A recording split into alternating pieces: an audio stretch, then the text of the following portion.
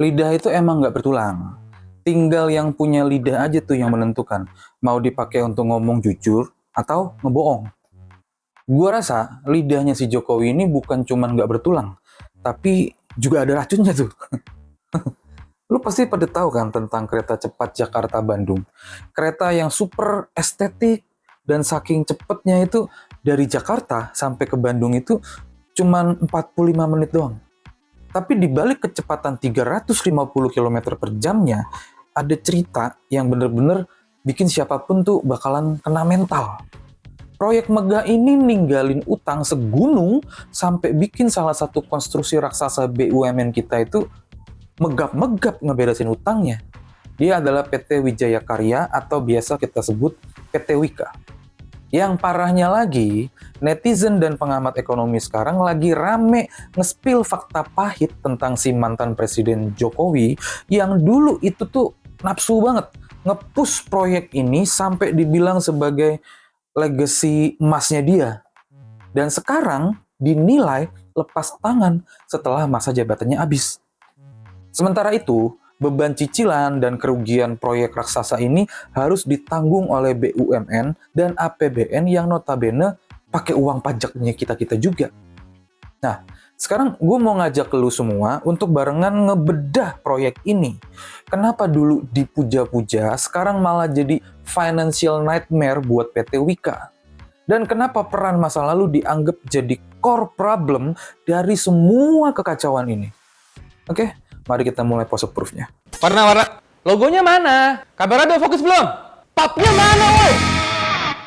Biar lu pada paham urutan ceritanya, kita harus balik dulu ke masa awal proyek ini direncanain. Di awal pembangunannya, proyek kereta cepat Jakarta-Bandung ini ada di bawah benderanya PT Kereta Cepat Indonesia Cina yang disingkat jadi KCIC. Nah, di awal itu diprediksi bakal ngabisin dana sekitar 6 miliar US dollar, ya setara 90-an triliun lah. Terus juga skema yang dijanjiin si Jokowi waktu itu adalah B2B, business to business. Jadi, proyek itu diklaim nggak bakalan pakai duit APBN dan nggak dapat jaminan juga dari pemerintah. Itu yang bikin kita semua tuh, amazing. Wow banget kan tuh. Makanya publik pada setuju. Cuman, namanya juga si Jokowi. Kalau nggak ngibul, ya mungkin itu lidahnya bakal korengan tuh. Makanya dia harus rajin-rajin ngibul, biar nggak korengan. Terus abis itu gimana? Di tengah jalan, proyek itu mengalami yang namanya cost overrun, atau pembengkakan biaya gila-gilaan. Total biayanya membengkak jadi 7,2 miliar US dollar atau tembus 110 triliun lebih lah. Kenapa bisa bengkak? Ya masalahnya itu kompleks banget. Mulai dari drama pembebasan lahan yang nggak kelar-kelar, kondisi geologis tanah di Indonesia yang ternyata bikin konstruksi terowongan itu jadi lebih susah dan mahal. Bahkan biaya frekuensi sinyal GSM-R, wah itu bayar mahal banget tuh ke Telkomsel. Bayangin tuh. Karena biayanya membengkak, otomatis modal awal itu nggak cukup. Akhirnya PT KCIC harus nyari pinjaman tambahan ke China Development Bank. Disinilah lubang utang itu mulai digali makin dalam. Dan PT Wika sebagai salah satu pemegang saham lokal via konsorsium PT Pilar Sinergi BUMN Indonesia ikutan keseret masuk ke dalam pusaran utang itu. Padahal yang awalnya ngitung-ngitung anggaran itu orang-orang pinter dan berpengalaman semua loh. Masa bisa kecolongan? Gua rasa semua hitungan itu udah diperkirakan bakal tinggi banget gitu. Cuman kayaknya sih si Jokowi yang minta angkanya diturunin supaya bisa dapat dukungan dari rakyat. Sambil pelan-pelan nyari cara biar bisa pakai APBN untuk nutupin sisanya tuh. Nah, sekarang kita bakal ngebahas soal PT Wika-nya. Lu mungkin pada nanya, kok bisa PT Wika yang rugi? Kan mereka cuma kontraktor yang ngebangun. Justru disitulah jebakan Batman-nya. PT Wika itu punya peran ganda di proyek kereta cepat. Yang pertama, mereka adalah anggota konsorsium kontraktor yang ngerjain fisiknya. Yang kedua, PT Wika juga merupakan pemegang saham di PT PSBI yang punya saham 60% di KCIC dan sisa 40%-nya dipegang sama konsorsium Cina.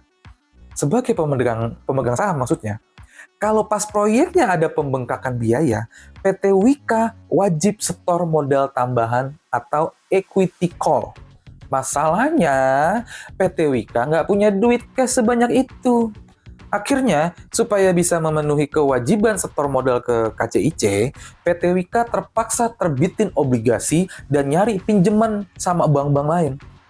Jadi, demi nambal utang proyek kereta cepat ke Cina, PT Wika tuh harus ngutang di tempat lain. Ini namanya lingkaran setan. Red flag keuangan. Berdasarkan laporan keuangan terbarunya, PT Wika itu mencatat kerugian bersih yang nilainya triliunan rupiah. Ingat, itu kerugian bersih. Gimana yang kotornya? Salah satu pemicu utama kerugian mereka adalah beban bunga dari utang yang mereka tarik untuk mendanai kereta cepat. Ditambah lagi akumulasi kerugian dari entitas asosiasi yaitu KCIC itu sendiri. Bayangin aja, kereta cepat itu baru mulai beroperasi full itu di akhir tahun 2023. Dan pendapatan dari tiket penumpangnya sampai saat ini tuh nggak bisa nutupin biaya operasional yang super tinggi. Itu aja udah ngos-ngosan. Apalagi buat bayar cicilan utang pokok plus bunga ke Cina. Akibatnya apa? Tiap bulan itu KCIC mencatat kerugian. Dan kerugian itu secara otomatis ikut dicatat di laporan keuangan PT Wika sesuai porsi saham mereka. Keuangan PT Wika dari yang awalnya sehat langsung kena stroke stadium akhir tuh mungkin. Sampai akhirnya mereka harus melakukan restrukturisasi utang besar-besaran dengan belasan bank untuk menghindari kebangkrutan. PT Wika sekarang tuh bener-bener kena mental akibat beban proyek itu. Gimana tuh? Ya jelas ya.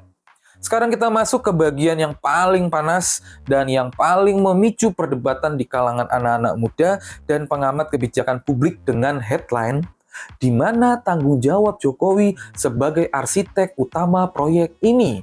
Dulu, di awal periode pemerintahannya, si Jokowi itu digambarkan sebagai sosok pemimpin yang visioner. Berani ngambil resiko demi modernisasi infrastruktur. Nah, waktu Jepang nawarin proyek kereta cepat dengan analisis keselamatan yang lebih matang, tapi progres agak lama, si Jokowi lebih milih proposal dari Cina yang menjanjikan proses lebih cepat. Dan ada jaminan juga, yaitu jaminan dalam tanda kutip tanpa APBN. Si Jokowi itu ya, sampai berkali-kali meyakinkan publik kalau proyek ini adalah keputusan bisnis murni dan negara aman dari resiko keuangan. Kata dia, bukan kata gua. Begitu badai cost of running datang, narasi itu berubah 180 derajat. Lewat Perpres nomor 93 tahun 2021, si Jokowi akhirnya mengizinkan penggunaan APBN untuk tambal pembengkakan biaya kereta cepat. Dan janji tanpa pakai APBN pun resmi jadi kebohongan. Pemerintah terpaksa suntik dana triliunan lewat penyertaan modal negara ke PT KAI yang kemudian dialiri untuk menyelamatkan proyek KCIC. Habis itu, langsung dah banyak kritik tajam ke si Jokowi ketika mendekati akhir masa jabatan dia di tahun 2024 kemarin tuh. Dan sekarang tahun 2026 efek dominonya makin berasa. Si Jokowi ninggalin utang luar negeri ke Cina plus beban bunga cicilan sekitar 1,2 triliun per tahun yang harus dibayar pakai APBN. Banyak pihak yang menilai manuver politik ini sebagai tindakan lepas tangan yang sangat-sangat merugikan. Si Jokowi yang nikmatin spotlight, pujian, plus dapat panggung dengan stempel bapak infrastruktur yang berhasil bangun kereta cepat pertama di Asia Tenggara. Tapi pas proyeknya kelar, begitu dibuka, malah ada bom waktu untuk pihak keuangan, yaitu utang jangka panjang yang jatuh temponya bertahap sampai puncaknya nanti di tahun 2027. Sekarang, beban penyelesaiannya justru digeser ke pundak pemerintahan yang baru dan manajemen BUMN kayak PT Wika dan PT KAI-nya lah yang harus puter otak biar nggak mampus tuh. Kenapa isu utang kereta cepat ini krusial banget untuk kita pahami? Terutama untuk generasi muda yaitu Gen Z, Gen X, dan Gen Milenial. Karena ntar kita semua yang bakalan nanggung akibat dari kebijakan flexing infrastruktur ini dalam jangka panjang. Yaitu ketika BUMN kayak PT Wika rugi besar. Ingat loh, kalau keuangan mereka sampai minus, kemampuan mereka untuk bangun infrastruktur publik, jalan daerah, fasilitas air bersih, sekolah, atau rumah sakit, itu bakalan jadi sangat-sangat terbatas. Duit negara yang awalnya bisa dialokasi untuk subsidi pendidikan, subsidi kesehatan, atau stimulus untuk ciptain banyak lapangan kerja baru untuk anak-anak muda, ya semua terpaksa dialihin cuman untuk bayar bunga utang luar negeri kereta cepat ini ke Cina.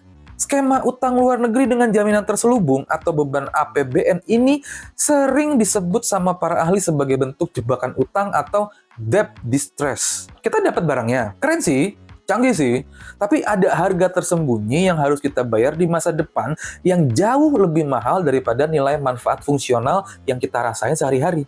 Coba lu hitung nih ya, berapa banyak tiket kereta cepat yang harus terjual setiap hari supaya utang 116 triliun itu bisa lunas. Kalau jawaban secara matematis, hampir mustahil utang itu bisa lunas dalam waktu yang dekat. Proyek kereta cepat ini adalah bukti nyata kalau pembangunan infrastruktur itu nggak boleh cuma modal gengsi, terus buru-buru demi ngejar target politik, atau sekedar pengen kelihatan keren di mata dunia internasional gitu. PT Wika adalah salah satu contoh terbaik dari korban ambisi politik masa lalu yang kurang memperhitungkan mitigasi resiko bisnis secara matang. Dan keputusan mantan Presiden Jokowi yang melonggarkan aturan demi meloloskan APBN terus ninggalin jabatan di saat beban utang lagi di puncak-puncaknya, itu benar-benar jadi catatan kritis dalam sejarah manajemen publik Indonesia. Jadi sebagai anak-anak muda yang melek informasi, kita nggak boleh cuma silau sama estetikanya kereta cepat doang. Terus bikin konten di sosmed lah, pokoknya keren-keren lah gitu. Kita juga harus kritis melihat harga di balik layar digital itu.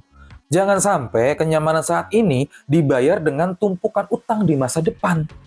Dan yang paling brengsek adalah PT Wika lagi ngos-ngosan, si Jokowinya malah main raja-rajaan. Brengsek gitu. Apa lo? Warna-warna. Logonya mana? Kamera udah fokus belum? Papnya mana, woi?